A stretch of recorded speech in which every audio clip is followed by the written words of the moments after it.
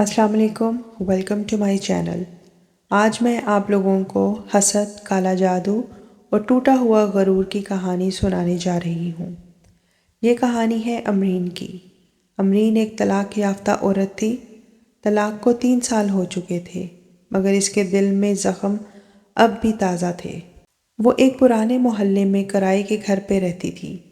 اسی محلے کے سامنے ایک نسبتاً نیا اور خوشحال گھر تھا، جہاں عمران اور اس کی بیوی عالیہ رہتے تھے۔ عمران اور عالیہ کی شادی کو 7 سال ہو چکے تھے۔ ان کے درمیان وہ محبت تھی جو کم کم گھروں میں نظر آتی تھی، اور یہی محبت امرین کے دل میں زہر بن گئی۔ ہر شام امرین اپنی چھت پر آ کر کھڑی ہو جاتی، نیچے صحن میں عمران اور عالیہ کو ساتھ ہنستے، باتیں کرتے، کبھی بچوں کی باتیں کرتے دیکھتی۔ امرین کے دل میں ایک ہی سوال بار بار اٹھتا، کیا واقعی کوئی کسی سے اتنا پیار کر سکتا ہے؟ پھر مجھ میں کیا کمی تھی؟ میرا شوہر مجھے چھوڑ کر کیوں چلا گیا؟ یہ سوال آہستہ آہستہ حسد میں بدلنے لگا۔ وہ خود سے کہتی، میرا گھر نہیں بسا تو ان کا کیوں بسے؟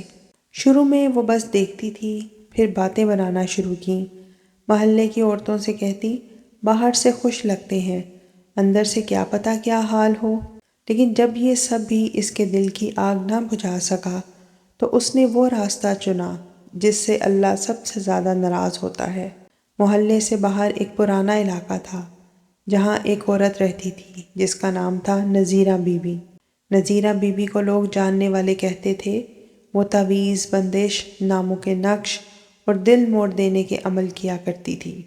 امرین پہلی بار وہاں گئی تو اس کے ہاتھ کانپ رہے تھے۔ نذیرہ نے بس ایک سوال کیا، کسے پانا ہے؟ امرین نے کہا، عمران اور اس کی بیوی کو دور کرنا ہے۔ پہلا وار شروع ہو گیا۔ تعویذ بنے، مٹی، بال، کپڑے کے ٹکڑے، نام لکھے گئے۔ کہا گیا، یہ تعویذ عمران کے گھر میں پہنچنا چاہیے۔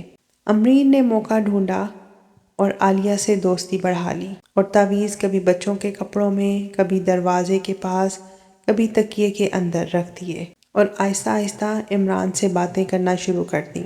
چند ہی ہفتوں میں عمران کا رویہ بدلنے لگا۔ وہ عالیہ سے الجھنے لگا، بلا وجہ کا غصہ، دل بے چین، گھر میں سکون ختم۔ عالیہ بیمار رہنے لگی۔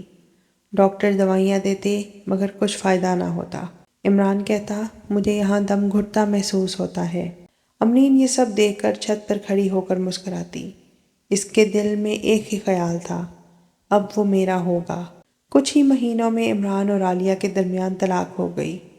لوگوں کو یہی بتایا گیا کہ عمران نے خود فیصلہ کیا ہے، لیکن کسی کو نہیں پتہ تھا کہ چند ہفتوں بعد عمران نے امرین سے خاموشی سے نکاح کر لیا۔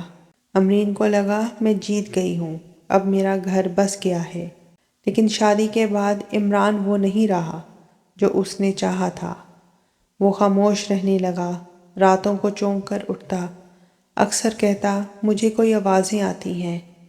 کبھی اسے لگتا کہ عالیہ کھڑی ہے اور دیکھ رہی ہے۔ امرین کی نیند ختم ہو گئی۔ خوابوں میں سائے، دیواروں سے آوازیں، یہ سب اس کو محسوس ہونے لگیں۔